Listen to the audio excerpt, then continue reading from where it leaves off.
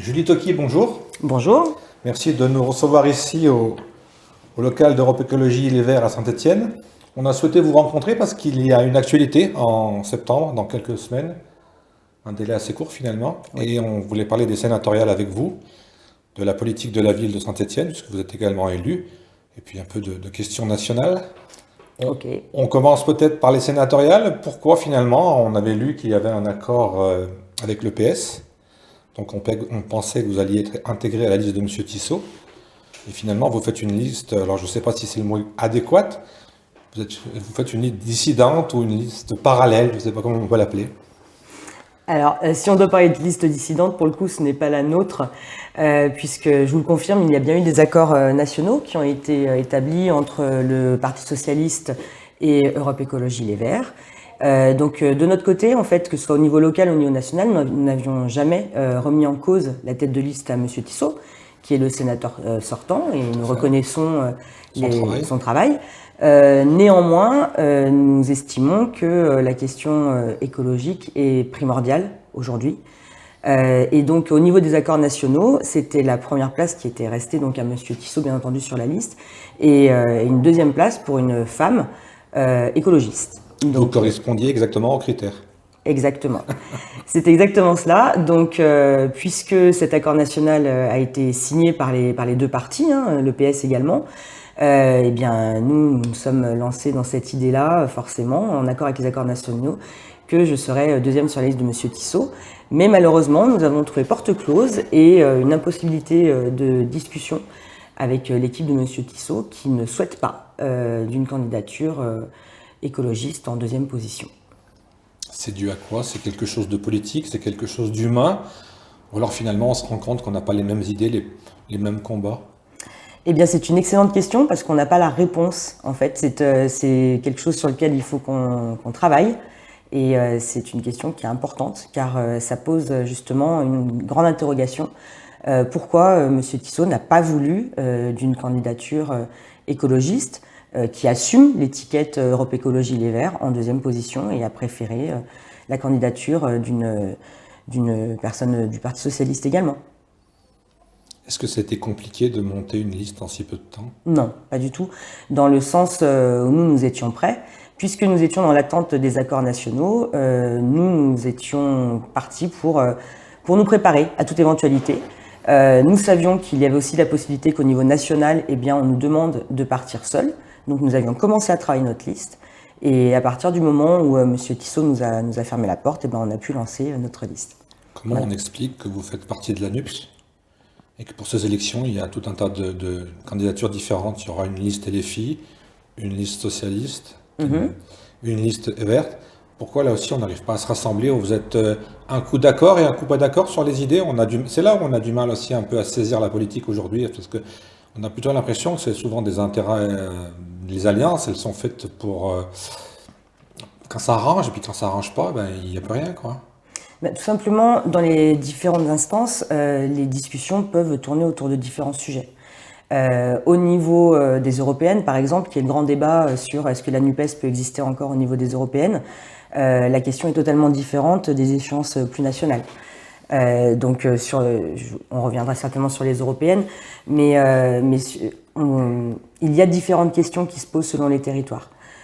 Sur la question de l'Assemblée nationale, donc pour les législatives, oui, alors là, complètement, il était nécessaire de se rassembler pour réellement proposer une opposition forte au gouvernement d'Emmanuel Macron fraîchement élu. Pour appuyer votre dire, on peut même dire que l'alliance n'a pas été faite dans la première et on a vu le résultat. Tout à fait. Mais en tout cas, après, l'élection présidentielle, encore une fois, c'est une autre élection, puisque là, on n'est plus sur une élection de personnes. On a bien sûr une personne qui représente un parti, mais nous savons que la présidentielle, dans le contexte de la Ve République, est quand même taillée pour mettre en avant une personne aussi. Enfin, les présidentielles, c'est pour dans quelques années. Il y aura avant les municipales, aussi, on y reviendra. Oui. Finalement, qu'est-ce qui vous différencie pour ces élections sénatoriales de la liste de Jean-Claude Tissot, finalement? Alors, puisque à la base, vous êtes assez proches, à la base, vous deviez être ensemble, et puis finalement, il va y avoir deux listes, et là aussi, c'est un peu, si je peux le dire, c'est vous vous tirez une balle dans le pied, non? Tout simplement, l'écologie n'est pas une simple variable. Aujourd'hui, Nous sommes dans un contexte où il faut réellement agir pour que les êtres humains, la biodiversité, la nature, que tout ceci puisse avancer harmonieusement. Si on veut pouvoir avoir un avenir à long terme sur cette planète, c'est aujourd'hui qu'il faut commencer à agir. Vous avez l'impression que l'écologie française, elle va résoudre l'écologie mondiale? On y participera en tout cas. Oui, parce qu'on a l'impression que d'un côté, on économise une goutte d'eau et de l'autre côté, on fait du gaspillage dans le monde entier. On ne peut pas, bien entendu, décider depuis Saint-Étienne, ici, au sein du local. Non, je parlais même de la France. Hein. Mais bien entendu qu'il faut influencer les politiques internationales également. Et la France a sa part à jouer et elle est primordiale. Lorsque Emmanuel Macron nous a dit que la France, qu'on allait être les champions du climat, aujourd'hui, on a de quoi être déçus. Donc ça se joue aussi au niveau national, bien entendu. Puisqu'on a tous un peu de fibre écologiste dans le cœur, est-ce que vous êtes aussi inquiet? On dit qu'aujourd'hui que la planète elle est maintenant en ébullition. Donc est-ce qu'on a des solutions ou alors on va, comme dans beaucoup de sujets, on va dans le mur? Il existe des solutions. Je ne dis pas que nous avons les solutions miracles, car nous ne croyons pas aux miracles. Néanmoins, on a quand même ça fait des décennies que les écologistes alertent, réfléchissent, innovent aussi et proposent des solutions concrètes pour justement adapter le territoire et surtout anticiper les problèmes à venir. Là, aujourd'hui, on se retrouve avec des politiques qui sont impréparées à cette situation, alors que pourtant, on ne peut pas dire qu'on ne les avait pas alertés auparavant, et donc qui cherchent des solutions miracles à la dernière seconde et qui pensent pouvoir régler des problèmes, mais seulement à court terme. Très peu de propositions sont faites pour le long terme. Aujourd'hui, à votre avis, vous êtes écologiste, moi je ne le suis pas officiellement. Les batteries électriques, est-ce que c'est une solution? Je ne vois pas vraiment ni l'intérêt, ni comment on les produit. Je ne vois pas où est l'écologie dans l'électrique. C'est justement l'une des fausses bonnes idées qui sont mises en avant en permanence. On est au pied du mur. Dans l'urgence, oui, nous avons besoin de réduire grandement nos émissions de carbone. Et ça passe aussi justement par l'abandon des voitures thermiques à relativement court terme. Mais à long terme, ce n'est absolument pas une solution. Car plus de batteries électriques, ça veut dire aussi plus d'énergie, plus de nucléaire, plus de déchets, etc., etc. Donc non, à long terme, cette situation n'est pas viable. Sauf que si on nous avait, mais avec des sciences, on ferait beaucoup de choses. Si on avait écouté les écologistes auparavant, on ne serait pas au pied du mur aujourd'hui. Au final, on y revient. Qu'est-ce qui vous différencie donc de cette liste on va aller peut-être faire un petit inventaire à gauche, puisqu'on situe encore les écolos à gauche. C'est un grand débat, vous savez. Oui, alors je l'assume, je pense que oui. Qu'est-ce qui va la différencier de la liste à Cécile Kiramian, à Jean-Claude Tissot et à d'autres, je n'ai pas tous les noms en tête? Eh bien, tout simplement, comme je vous le disais, nous, notre volonté, c'est de vraiment placer l'écologie et la transition écologique comme axe central de la politique. Mais concrètement, écologie, c'est un mot, mais concrètement, c'est d'éteindre sa lumière. Ça m'amuse beaucoup, cette pub, c'est pas Versailles. Oui. Mais concrètement, c'est quoi? Parce qu'on parle toujours de politique et finalement, on est on sait pas. Dans notre quotidien, tous les jours, on la voit pas, parce qu'on voit des gaspillages, mais énormes tous les jours. Oui, c'est-à-dire que justement, aujourd'hui, on a un sentiment d'injustice qui est grandissant en France. Un sentiment d'injustice climatique, mais aussi sociale. Aujourd'hui, cette urgence écologique, le gouvernement propose des solutions où en fait finalement c'est chaque citoyen qui doit agir à son niveau, en éteignant la lumière, en économisant l'eau. C'est une nécessité, évidemment. Mais on ne peut pas demander à la population de faire des efforts au quotidien si derrière il n'y a pas des mesures fortes au niveau national. Ce que je veux dire par là, c'est par exemple la production d'énergie. Oui, bien entendu qu'il faut baisser notre consommation d'énergie à chacun, mais c'est aussi à l'État d'accompagner les entreprises, d'accompagner les collectivités aussi, pour qu'elles réduisent leur consommation d'énergie. Aujourd'hui, on se retrouve avec un vrai déficit de rénovation au niveau énergétique. Il y a des perditions de chaleur et de fraîcheur, car c'est aussi la question désormais, qui sont énormes. On ne peut pas continuer comme ça. C'est-à-dire qu'il faut d'abord pouvoir rénover, pouvoir préparer nos habitats pour dépenser moins d'énergie à la fois en hiver, mais aussi en été, car la question du rafraîchissement, elle est présente aujourd'hui, on l'a bien vu avec les canicules de cet été. Et ça, c'est aujourd'hui que ça se prépare. Et ce n'est pas seulement en enlevant 1 ou 2 degrés en hiver dans notre habitat que ce sera suffisant. Vous avez vu qu'on avait fait venir du charbon d'Afrique du Sud, d'Australie. Donc je ne parle pas déjà du transport, pour reproduire de l'électricité en France. C'est là où on ne comprend plus rien. C'est ça, c'est qu'on est dans une impréparation qui est manifeste. Et c'est là où ça ne peut pas fonctionner. Donc c'est aussi les collectivités locales aujourd'hui, elles se retrouvent acculées, c'est-à-dire que les factures augmentent de façon exponentielle. Ça, c'est un autre débat encore. Ah, ça va totalement dans le débat, dans le sens que ce montant de facture, donc au-delà Oui, mais ça, c'est de la l'impact- politique. Parce Pas que si seulement. j'ai bien compris, l'électricité monte parce qu'on a un peu les Allemands qui nous imposent des règles qu'on pourrait changer. Je ne parle pas de ce sujet-là, je Ouais. parle vraiment du fait qu'aujourd'hui, les collectivités territoriales, locales, se retrouvent acculées par les factures. Et c'est aujourd'hui qu'il faut leur permettre de faire baisser le montant de leurs factures. Le but n'est pas de faire baisser le coût de l'énergie, car comme vous le dites, en fait, là, c'est de la politique internationale, ça devient beaucoup plus complexe. Par contre, en bout de chaîne, eh bien, on doit donner des solutions, on doit offrir des solutions qui permettent aux collectivités de baisser le montant de leurs factures en consommant moins. Parce que là, c'était l'aberration aussi. Il y a quelques jours, on a vu des municipalités qui ferment les piscines, alors que c'est en ce moment que les gens en avaient besoin, quoi. Alors qu'ils n'ont pas les moyens de les ouvrir, quoi. C'est encore une aberration du système. Mais ça dépend des municipalités. Non, mais c'est pas toutes, bien sûr, mais il y en a quand même quelques-unes qu'on a vu qui fermaient. Et là, on se dit, attends, il y a vraiment un souci, quoi. Mais je vais vous donner un Avec exemple. tous les impôts qu'on paye. Je vais vous donner un exemple très concret. Hein. Nous étions, vous le savez, aux journées d'été au Havre la semaine dernière, et dans toute la ville du Havre, qui n'est pas une ville écologiste, hein, on connaît le maire du Havre quand même, Édouard Philippe, et donc quelqu'un qui a été dans le gouvernement de façon très forte quand même. Eh bien, il y avait des affiches de partout dans la ville pour proposer les piscines à 1 € du 1er juillet au 31 août. Donc, ce qui veut dire que sur une commune comme Le Havre, qui n'est pas du tout dans les idées politiques que nous pouvons avoir, eh bien, ils avaient anticipé ce phénomène et ce besoin que peuvent avoir les gens de se rafraîchir. Aujourd'hui, sur la région stéphanoise, par exemple, le site de la plage de Saint-Victor-sur-Loire est très souvent mis en avant par la municipalité actuelle pour un lieu de baignade, un lieu de rafraîchissement. Sauf que... C'est un jour sur deux, je crois, la baignade, il y a des algues tous les jours. À peine. Donc, j'ai personnellement interpellé la municipalité en conseil municipal pour leur demander qu'est-ce qui avait été fait pour éviter ces phénomènes-là. C'est un phénomène d'ailleurs qu'on retrouve dans pas mal d'endroits, même sur Roanne, même sur pas mal d'endroits. Hein. Tout à fait, tout à fait. Donc on ne peut pas dire ne vous inquiétez pas, vous pourrez vous rafraîchir à Saint-Victor si rien n'est fait pour justement assurer une qualité de l'eau de baignade à Saint-Victor. Et la réponse donc était ? La réponse était ne vous inquiétez pas, on s'occupe de tout, tout va bien se passer. Je caricature, mais on en était quand même pas loin. Allez, je repose une troisième fois la question. Qu'est-ce qui vous différencie des autres listes alors ? Je vous ai répondu et je vous réponds une troisième fois, de mettre l'écologie au centre de notre politique et de vraiment imposer au niveau gouvernemental aussi que ce soit cette priorité-là. Vous savez qu'au Sénat désormais, jusque-là, il y a 12 sénateurs écologistes et sénatrices. Ça, j'avais pas révisé, donc vous me l'apprenez. Eh ben voilà, il fallait réviser vos fiches. Donc vous saurez que ces sénateurs et sénatrices écologistes sont les plus présents au niveau du débat. Notre sénatrice du Rhône a été fer de lance de la lutte par rapport à la réforme des retraites.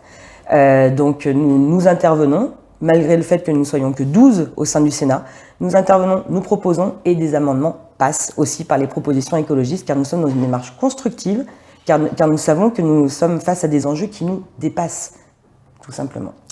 Et pour faire passer votre message au niveau de cette élection, est-ce qu'il y a un message différent vu le fonctionnement, c'est-à-dire qu'on est élu là par des grands électeurs ? Vous voulez dire comment on s'adresse à des grands électeurs Oui, comment on fait passer le message écolo finalement, comment on fait passer l'envie de changer les choses. Je pense justement que les grands électeurs qui sont élus dans leur commune, on parlait tout à l'heure du montant des factures, ils l'ont bien vu le montant des factures de la collectivité. Parce que je vais prendre un exemple dont on parle beaucoup dans les conférences de presse, c'est Saint-Étienne. Oui. On a l'impression que les 100 et quelques électeurs de M. Perdriau, ils vont voter pour ce qu'on va leur dire et non pas pour leurs convictions. Donc ils vont peut-être embêter M. Reynaud, ils vont peut-être embêter un autre, mais là on est vachement, je ne sais pas si on peut dire vachement dans un entretien, mais on est vraiment loin des valeurs et des convictions.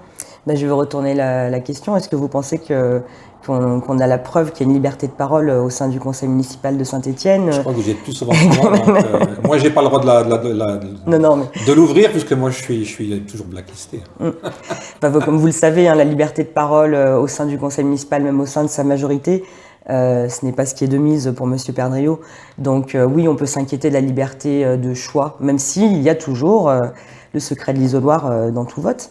Mais on peut se demander en effet si les personnes qui ont été désignées par l'équipe de M. Perdriau et par M. Perdriau vont être libres de leur choix sur cette élection. Dernière question sur les sénatoriales. Est-ce que vous avez un objectif de résultat? Est-ce qu'il y a un temps de votants? Je crois qu'il y a 1800 et quelques votants, il me semble. Tout à fait, c'est ça. Donc après un pourcentage, je ne sais pas exactement ce que ça donnera, mais est-ce qu'il y a un objectif? Faire le mieux possible, tout simplement. Nous, notre objectif, c'est vraiment de faire passer un message, de faire comprendre qu'il y a une nécessité aujourd'hui d'agir, d'interpeller les pouvoirs publics, d'interpeller surtout le gouvernement, et que le Sénat est un très bon moyen pour interpeller le gouvernement directement. Alors vous en avez parlé précédemment, des universités d'été. Ouais. Ça sert à quoi? Et vous avez fait quoi? Et vous avez appris quoi? Et qu'est-ce qui se dégage? Ça fait beaucoup de questions en une, mais vous allez pouvoir me répondre.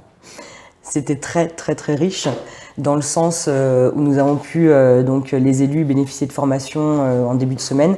Puis ensuite on a été rejoints par les militants pour les journées d'été en fin de semaine. Et c'est des moments d'échange qui sont extrêmement riches puisqu'on va pouvoir rencontrer les militants de tout le territoire, mais également les élus. Donc on peut de cette façon-là échanger sur les pratiques des uns et des autres. Pour nous, n'appartenant pas à la majorité à Saint-Étienne, c'est très enthousiasmant de rencontrer des personnes qui sont dans des municipalités et qui sont en majorité dans ces municipalités. Donc ça nous permet d'évaluer ce qui est possible de faire quand on a les manettes d'une ville et de voir qu'on peut réellement rendre un territoire plus résilient et plus adapté à la situation actuelle. Parce que si on regarde bien, Saint-Étienne, c'est une anomalie. Déjà au niveau du nom, Saint-Étienne, la ville des Verts, et les Verts ne sont pas au pouvoir. Et en plus, deux grandes villes, Grenoble et Lyon, qui sont un peu les moteurs, sont passés chez les écolos. Et à Saint-Étienne, vous faites toujours des scores un peu difficiles, j'allais dire. Bien sûr, mais il y a d'autres villes sur le territoire français qui innovent. Je parlais de notre région. Oui, bien sûr. C'est une anomalie oui et non, c'est-à-dire C'était un clin d'œil aussi. Oui, je comprends. Comme votre pull vert, c'est un clin d'œil. Ah bah oui, j'avais pas fait exprès. J'avais pas prévu d'avoir une tenue verte pour la totalité de la campagne. Il faudrait que je refasse ma garde-robe. Non, mais en tout cas, oui, moi je suis née à Saint-Étienne. Par la vie, il m'est arrivé de partir pour plusieurs mois, plusieurs années de Saint-Étienne. Et je peux même vous le confier, j'étais même sur la côte basque, cette région de France qui fait tellement rêver, dans laquelle je me plaisais, mais je suis revenue à Saint-Étienne parce que je suis foncièrement attachée à ma ville et je suis blessée, je suis inquiète du sort que connaît notre ville aujourd'hui. Et vraiment, c'est le moment ou jamais qu'on change, que ça change radicalement, que la politique change radicalement à Saint-Étienne. Et en 2023, la politique, c'est des hommes, des moteurs, des idées qui sont moteurs, motrices. Des hommes et des femmes, vous voulez dire? Pardon, des hommes et des femmes, pardon. C'est le vieux réflexe macho, comme on m'en dit. Des femmes et des hommes. Oui. Disons que quand on dit homme, souvent, il faut aussi dire une chose, c'est qu'on met l'être humain. On ne fait pas une différence entre hommes et femmes, mais c'est vrai qu'aujourd'hui, chaque mot est pesé, donc il faut faire attention. Non, mais je plaisante bien, j'avais bien compris votre message. Alors, c'est les deux à la fois.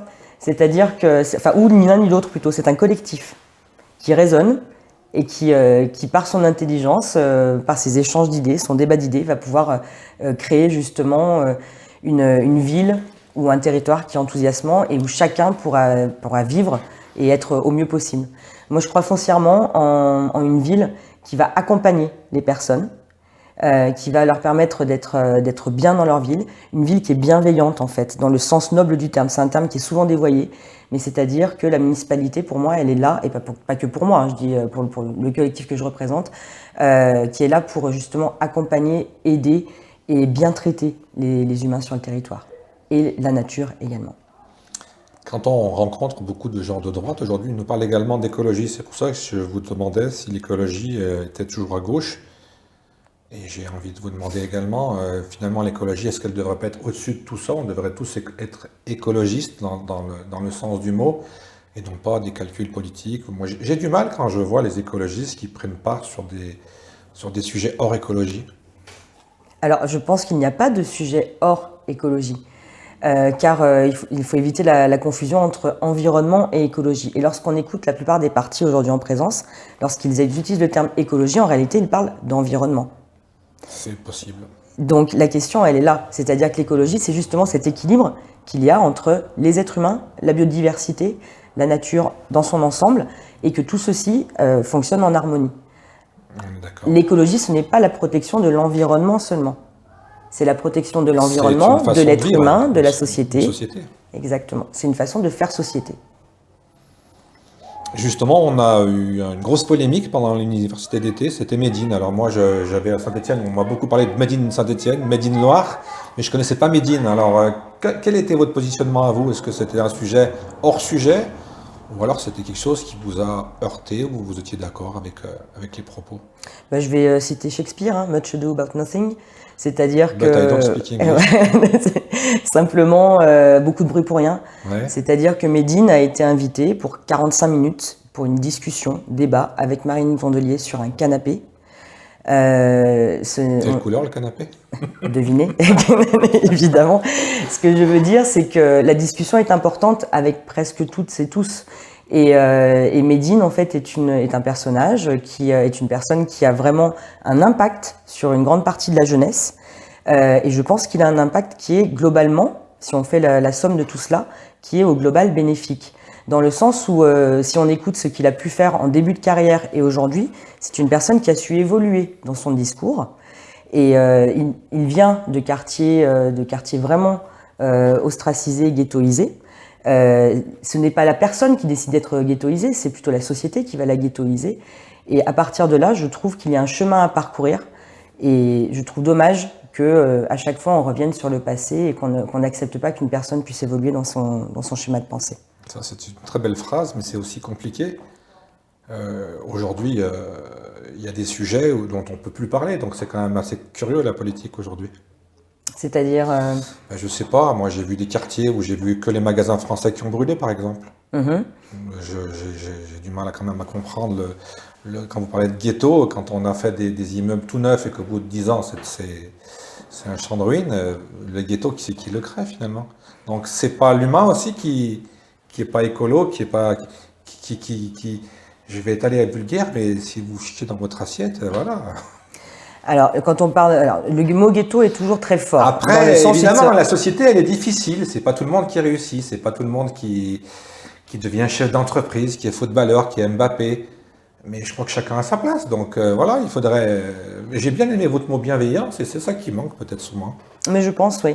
Et surtout. Et arrêter les concours. C'est Je suis le plus fort et j'ai les plus grosses. Déjà, et surtout, en fait, d'arrêter de prendre des décisions sans concerter la population. Dans les quartiers les plus populaires, beaucoup de personnes ont besoin, ont envie de parler. Et lorsqu'on rencontre des personnes des quartiers les plus ostracisés, on se rend compte qu'il y a vraiment un déficit de parole, une frustration. C'est-à-dire qu'on en a des choses à dire et qu'on ne trouve pas les moyens de les dire. Oui, mais et ça, c'est important. La parole est difficile avec les gens. Hein. Chacun Bien reste sur entendu. sa position. Bien entendu. Et c'est à chacun de se mettre au niveau de chacun. Je n'ai jamais été sarkozyste, mais l'autre jour, là, il l'a bien dit, il y a des sujets, on dit quelque chose, on est raciste, on dit quelque chose, on est anti-immigration. C'est quand même compliqué aujourd'hui. Hein. Moi qui essaie d'être un peu au-dessus de tout ça, c'est quand même compliqué. Même vous voyez, tout à l'heure, on l'a vu pour homme-femme, hein, dès qu'on ne dit pas le bon mot, c'est devenu très compliqué aujourd'hui. Pas du tout. Je veux dire, on peut tout à fait échanger. Ah mais ça, c'est la valeur de l'humain, de la démocratie, d'échanger. Mais il y a beaucoup de personnes qui n'échangent plus. Et puis vous l'avez dit tout à l'heure, il ne faut pas aller très loin, parce que vous avez dit à la mairie de Saint-Étienne, on n'échange pas beaucoup. Si j'ai bien compris, c'est une décision qui est prise et il faut l'accepter. C'est ça. Mais on manque vraiment d'horizontalité dans les prises de décision, que ce soit au niveau local, au niveau régional, au niveau national. En conclusion de ces universités d'été, qu'est-ce que vous avez retenu? Qu'est-ce que vous avez conclu? Est-ce que ça a changé votre vision? Comment vous voyez les choses? Pour moi, les journées d'été, elles étaient un peu particulières dans le sens où on a cette campagne des sénatoriales qui est lancée. Donc ça a été l'occasion de rencontrer des sénateurs écologistes et des sénatrices. Bien sûr, bien sûr. On a pu échanger sur les points programmatiques, sur leur vision aussi, ce qu'ils pouvaient défendre au Sénat. Et en fait, ce qui est vraiment enthousiasmant, c'est qu'on est vraiment sur la même longueur d'onde. C'est-à-dire que ce qu'ils défendent au quotidien au Sénat, c'est ce que nous envisageons de défendre pour notre territoire. Donc là, notre volonté, c'est vraiment de montrer que nous sommes un collectif et que le collectif, il agit également au niveau de Paris, au niveau du Sénat. Si vous n'êtes pas élu, vous vous projetez déjà sur les européennes? C'est à voir, mais je ne pense pas. Enfin, on verra. J'en ai aucune idée. Chaque chose en son temps, là, on va être déjà bien pris pour les sénatoriales. Ça va être assez rapide, hein, parce que le 24 septembre, je crois. Oui. Donc ça fait quoi, 3-4 semaines? C'est ça. Donc là, jusqu'au 24 septembre, c'est... Vous dormez pas, vous mangez pas, vous aussi êtes, quand même un petit peu, mais en tout cas, oui, on va vraiment donner toutes nos forces pour cette élection. Quand je dis nous, ce n'est pas un nous royal, hein, c'est vraiment le collectif et la totalité de la liste et toute l'équipe que nous avons derrière. Justement, on parlait aussi au début de former la liste. Comment elle s'est formée, cette liste? Il faut équilibrer, il faut... je sais que c'est un homme, une femme, mais Oui. Ensuite, il y a des ordres, il y a des priorités. Comment ça se passe dans l'établissement de la liste? Eh bien, avec la concertation, la discussion, c'est beaucoup plus simple, hein, tout simplement. C'est-à-dire qu'à aucun moment, nous avons dit, ni les uns ni les autres, moi je veux être là, moi je veux être là, moi je veux être là. Non, c'était plutôt, bah tiens, moi je me sentirais plus là, qu'est-ce que tu en penses, etc. Et en fait, nous en avons discuté. Et ce n'est pas parce qu'une personne est arrivée, je dirais, à la fin, qu'elle est en fin de liste. En fait, ça s'est pas du tout constitué comme ça. Surtout que c'est des élections de liste, mais c'est souvent que le premier qui est élu, quoi. Tout dépend après comment on mène le travail pendant les 6 années à venir. C'est-à-dire que oui, en effet, il y a une personne qui parle au sein de l'Assemblée, qui agit au sein du Sénat, mais l'équipe qui est derrière, elle peut durer pendant 6 ans. Et nous avions tous à cœur de proposer une équipe qui soit diverse et qui apporte des éléments différents. On a par exemple donc, la deuxième personne sur la liste, Julien Chanelière. Lui, il est élu à Rive-de-Gier et dans la majorité municipale. Il est lui-même éducateur, donc il a vraiment cette fibre aussi du social, d'accompagnement. On parlait de bienveillance tout à l'heure. Enfin, c'est une personne qui vit la bienveillance comme nous tous au quotidien. On a aussi Patricia Simonin qui est sur Saint-Chamond et qui est agricultrice. Donc là aussi, c'est un aspect qui est primordial. Vous êtes cavalier du Gier alors? Là, oui, sur les 3 premiers, oui, tout à fait. Vous avez vu la composition de notre liste? Je l'ai vu passer, je l'ai lu, mais j'ai pas approfondi. Est-ce que j'aurais un blâme? Non, je pense que ça ira. Non, parce que je vous rassure, on a quand même des personnes aussi du territoire.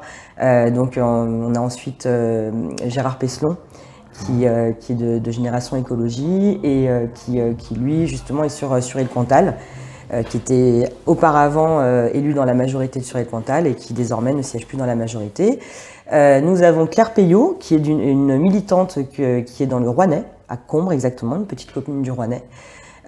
Qui a travaillé longuement dans l'art et la culture, donc qui nous apporte aussi ses connaissances et son expertise sur le sujet. Et enfin, Jean Duverger, que vous devez connaître et avec qui je travaille au quotidien. On le salue parce qu'il n'est pas loin. Il n'est pas très loin, oui. Je dois dire que c'est quelqu'un que j'apprécie énormément, etc. C'est ça, c'est le moment. Non, il ne faut jamais être focus chez nous, il faut être cash et honnête surtout et sincère. On revient à Saint-Étienne et plus précisément à la métropole. On a appris que M. Perdriau, le maire et le président, voulaient absolument récupérer son siège. Comment se situent là aussi les Verts dans puisqu'on a fêté également les 1 an de cette sombre histoire. Comment vous vous situez par rapport à tous ces événements et au fait qu'aujourd'hui, Saint-Étienne, d'après ce qu'on entend et ce qu'on lit, Saint-Étienne est un peu à l'arrêt? Oui, je vous le confirme. Alors, vous voulez dire au niveau de la métropole, la municipalité? On peut parler de la métropole, puisque c'est un sujet aussi que souvent les Stéphanois et les gens de l'extérieur savent finalement pas très bien leur rôle. Ils disent juste que c'est des élus qui sont là pour prendre une paye de plus, quoi. Ouais, enfin, c'est surtout là qu'il y a énormément de décisions qui ont lieu, en fait, surtout depuis que Saint-Étienne est devenue métropole. On a énormément de responsabilités au niveau de la métropole. Ouais, vous avez mangé un peu les fonctions du conseil départemental. Elles font partie, je dirais pas manger, mais en tout cas, on les partage. Voilà. Je pense par exemple à tout ce qui est responsabilité sur le traitement des déchets aussi, qui sont donc montés au niveau de la métropole. Je parle de ce sujet-là parce que c'est un sujet que je maîtrise un petit peu plus. La gestion de l'eau également, primordiale aujourd'hui. Tous des sujets écologistes alors? Mais évidemment, pour nous écologistes, enfin, on ne peut pas fonctionner en silo. C'est-à-dire que si on raisonne seulement à l'échelle d'une ville, nous sommes en silo. Raisonner à l'échelle d'un territoire métropolitain, c'est justement raisonner à l'échelle d'un territoire plus large. Et ça, c'est primordial. Car les bonnes décisions, elles ne peuvent être prises qu'en concertation et en accord avec les territoires qui nous entourent. Et donc, ce statut de ville et de métropole un peu à l'arrêt, comment on peut y remédier et comment vous voyez ça? C'est très compliqué aujourd'hui. Donc nous, en tant que... Il faut attendre le procès et passer à autre chose? Ou il faut, je sais pas, il faut voir différemment? C'est le calendrier que nous impose M. Perdriau, en effet. C'est-à-dire que M. Perdriau a décidé que tant qu'il n'y avait pas de jugement, il était donc, il a raison, présumé innocent. Seulement, il oublie une chose, c'est qu'il y a en effet la morale, il y a la morale aussi qui est politique, qui est en jeu. Et l'exemple qu'il donne est délétère. Surtout quand on a donné des leçons précédemment, quoi. Tout à fait. Et très bien, en effet, la justice n'a pas statué et il faut laisser, ça on y est très attaché, hein, il faut laisser la justice faire son travail de façon totalement indépendante. Néanmoins, lorsqu'on a des responsabilités comme celle de M. Perdriau, l'image qui est donnée à l'ensemble des Stéphanoises et des Stéphanois, l'ensemble des habitants du territoire métropolitain, elle est terrible cette image-là. Et la confiance aussi, hein, on entend des choses.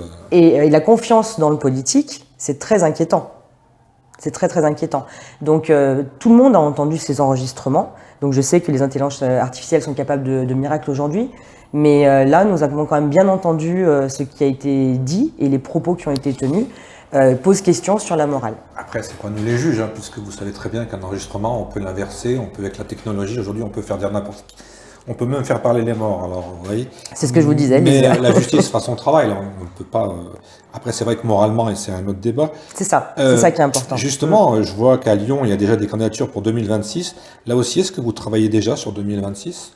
Bien entendu, oui. Parce que on voit que ce que je vous disais au début de cet entretien, un coup vous êtes d'accord avec les autres membres de l'ANUS, un coup vous partez tout seul, donc ça va être compliqué là aussi. Et puis en plus, l'élection municipale, c'est souvent aussi une femme ou un homme quoi, qui porte un projet et qui tire derrière elle ou derrière lui le reste de la population.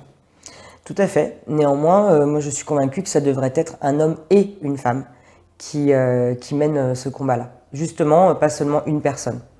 Ça serait à la base, c'est une liste, hein, c'est pas un homme. C'est ça, tout à fait. Mais c'est un peu comme le présidentiel, c'est plus axé sur une personne, quoi. C'est ça, tout à fait. Et vous n'avez pas peur que si la justice ne se prononce pas, ou alors que M. Perdriau fasse un troisième mandat et qu'on soit encore bloqué pendant des années à l'arrêt? Nous, la ville, dans son ensemble, a besoin d'avancer. Donc on sera bien obligé, tous autant qu'on est, de s'adapter à la situation qui sera en présence. Donc là, on sera vraiment dans une liste d'union, quoi. On verra. Ça, hein. Là, il reste encore 3 ans. Nous avons à travailler. Vite, hein. Oui, ça va aller vite. Ça va aller vite. Néanmoins, il faut travailler, il faut continuer à réfléchir, à proposer aussi. Et si nous nous rendons compte que d'autres potentiels partenaires proposent les mêmes choses que nous, à ce moment-là, on pourrait imaginer de travailler ensemble. Si on se rend compte que sur les propositions, au fur et à mesure du temps, nous sommes opposés, ça va être plus compliqué. Pour terminer, quelques questions concrètes. On voit beaucoup de gens, et c'est dans la logique, hein, quand on voit les photos sur les réseaux ou sur Internet, qui réclament des arbres, et on a l'impression qu'à Saint-Étienne, on les enlève. Est-ce qu'il y a une façon de faire, un conseil pour faire replanter des arbres à Saint-Étienne? Alors déjà, il y a une erreur qu'on fait à Saint-Étienne, c'est de raisonner en comptage du nombre d'arbres. Ça, c'est une erreur fondamentale. C'est-à-dire que l'intérêt, c'est pas de savoir combien d'arbres sont plantés dans la ville. Ce qui est important, c'est de savoir quel est l'ombrage, ce qu'on appelle la canopée. Il faut du temps d'ailleurs pour avoir de l'ombrage. Exactement, mais il existe différentes essences d'arbres. Des arbres qui poussent plus vite, d'autres plus lentement, d'autres qui sont plus adaptés au milieu, d'autres qui vont proposer plus d'ombrage, d'autres qui vont pousser plus en hauteur, etc. etc. Et la prise en charge de la canopée est primordiale. Dans les villes écologistes, justement, aujourd'hui, l'élément de comptage, d'évaluation de ces politiques de végétalisation, ce n'est pas le nombre d'arbres, c'est justement l'ombrage et donc la canopée qui est proposée. Donc on peut par exemple proposer des canopées même sur les toits de la ville, dans des espaces contraints. C'est tout à fait possible. Ce qui est important, c'est d'apporter justement du végétal partout et pas seulement dans des espaces confinés. Aujourd'hui, la municipalité de Saint-Étienne, sa façon de procéder, c'est de dire on a rajouté je ne sais plus combien de centaines d'arbres dans la ville. Sauf que si ces arbres ils sont plantés au bois d'Avèze, lieu que j'affectionne particulièrement, c'est pas le problème, ça ne va pas bénéficier au quotidien aux habitants de dans le centre-ville, oui, où on a beaucoup bétonisé. Mais c'est ce que je vous dis. Où on a même mis de la ferraille rouillée, que je trouve très moche, mais il paraît que c'est la mode, et en plus il n'y a pas d'entretien.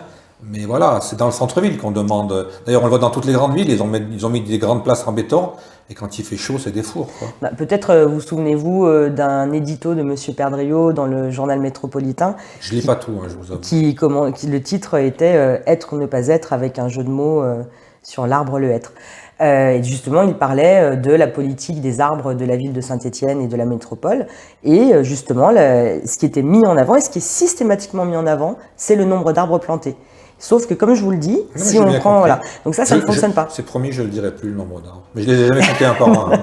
Mais beaucoup de municipalités fonctionnent comme ça. Et c'est là le problème. C'est-à-dire qu'à ce moment-là, si on compte avec le nombre d'arbres, lorsqu'on coupe un arbre, on peut s'affranchir de ce problème-là en disant on en a replanté un autre à un autre endroit. Par exemple, le futur parc Jardin d'Éden, qui a pris du retard, donc qui devrait être construit en plein centre-ville. À côté de l'hôtel de ville, parce voilà. On serait pas loin. Oui, pourquoi pas. Mais alors là, on va pouvoir mettre un certain nombre d'arbres et s'affranchir de mettre des arbres partout dans la ville.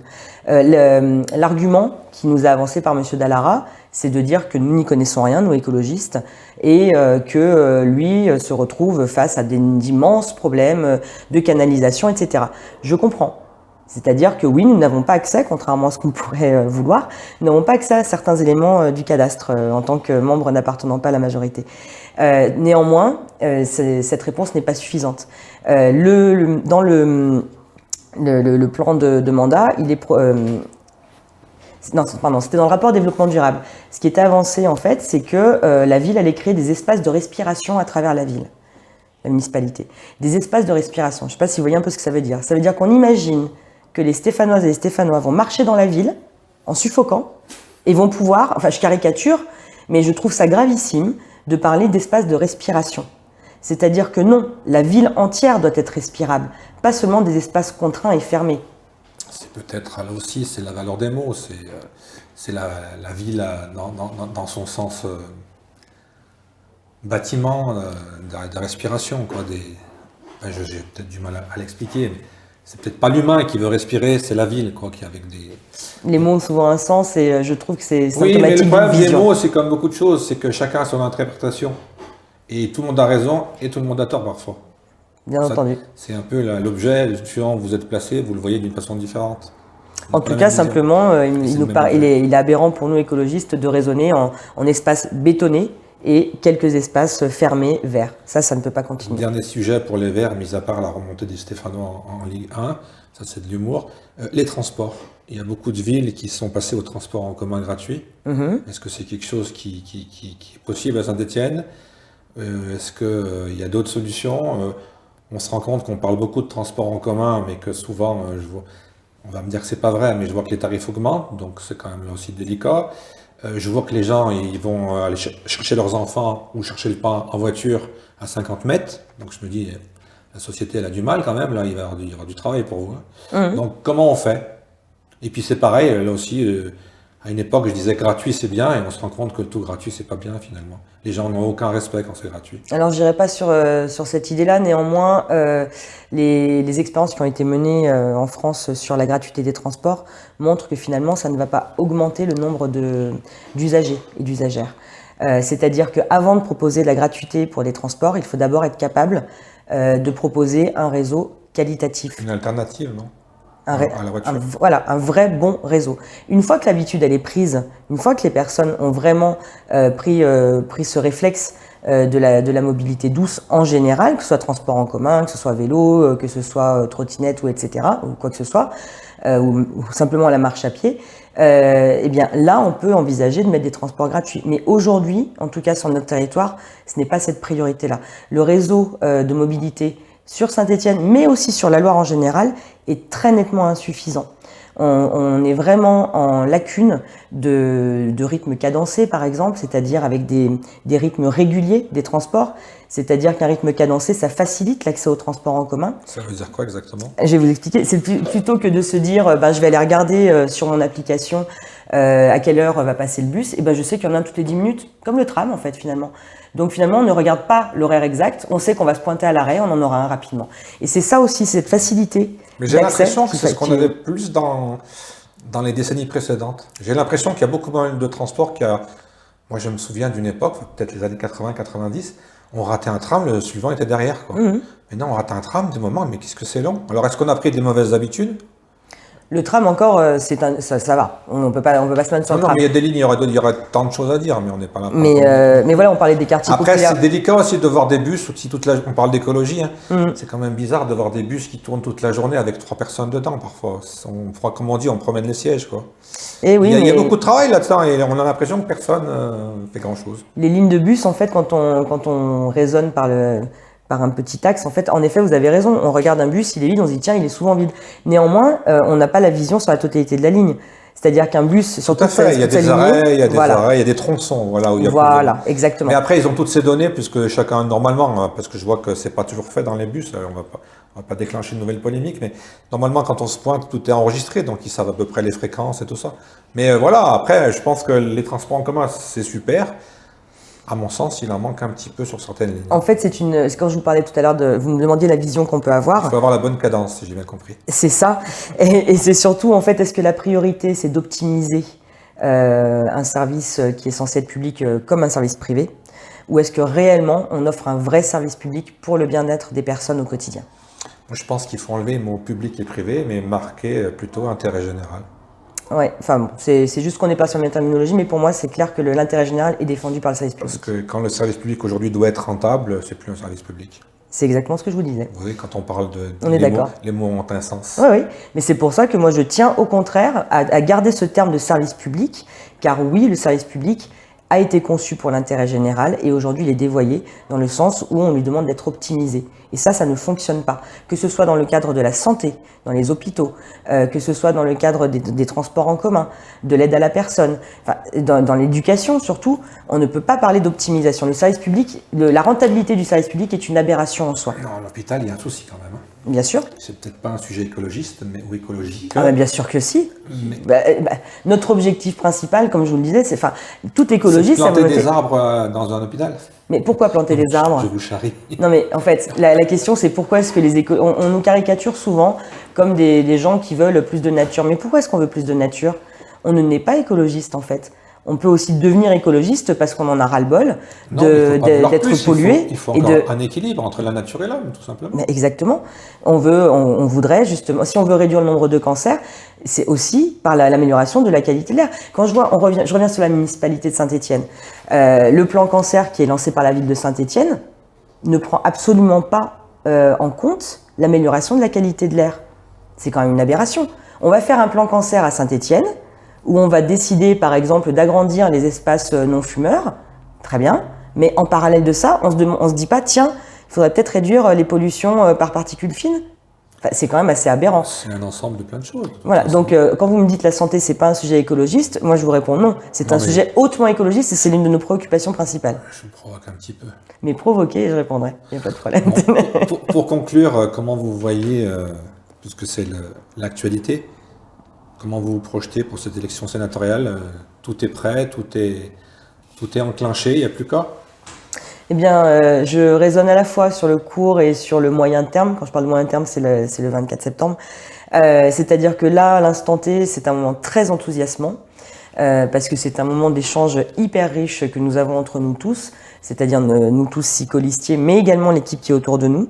Je me rends compte que derrière nous, on a un collectif qui est très très très motivé et qui est prêt à travailler justement. Donc comment on l'envisage? Eh bien par des rencontres riches, des rencontres avec des personnes qui ne seront pas d'accord avec nous, mais non seulement on mène cette élection en vue de l'élection sénatoriale, cette campagne pour les élections sénatoriales, mais c'est également l'occasion de rencontrer des maires, d'échanger sur les idées écologistes, sur le fait, cet équilibre que nous devons retrouver pour anticiper les problèmes à venir. Est-ce qu'il y a des maires, des mairies, des élus qui ont refusé de vous recevoir? Nous sommes en train de prendre rendez-vous avec les différentes mairies, tout à fait. Alors bon courage, et puis si je peux me permettre, moi je verrais bien une femme maire de Saint-Étienne dans 3 ans. Parce que je crois bien que dans l'histoire de Saint-Étienne, je ne sais même pas s'il y a eu une femme première adjointe. Mais je vais vous dire franchement, je ne pense pas que la question soit est-ce que c'est un homme ou une femme en fait justement. Peu importe. Si, ça serait pas mal une femme. Ça ne change rien. Le genre de la personne ne change rien. Je pense réellement que le principal, c'est que ce soit une personne pertinente et qui a cœur de défendre. Vous ne pensez pas que les femmes ont une vision un peu différente de la politique que les hommes? Non. Elles sont plus dans l'intérêt général et non pas dans le carriérisme, si j'ose. Mais il y a des hommes aussi qui ne sont pas carriéristes et il y a des femmes Il ne carriéristes. faut jamais faire des généralités. Oh oui. Et on est obligé de faire des généralités pour poser quelques questions un peu piques. Oui, mais vraiment, moi je pense que ce n'est pas le genre la question. Qu'un équilibre soit présent au sein du conseil municipal, là oui, c'est essentiel. Une parité, ça c'est essentiel pour justement avoir différents points de vue. Néanmoins, la personne qui est à la tête de la municipalité, ça peut être un homme, une femme, peu importe. Et comme je vous le disais tout à l'heure, mon intime conviction, c'est qu'un vrai binôme, là, ce serait une belle solution. Un vrai ticket finalement, un peu comme aux États-Unis. Oui. Bon, bref, il faut creuser alors. Merci beaucoup pour ce rendez-vous. On vous souhaite un bon courage et puis comme tous les gens qui se présentent en général que je rencontre, je leur souhaite d'être élus et puis de bien travailler. Eh bien, je vous remercie. À bientôt. À bientôt.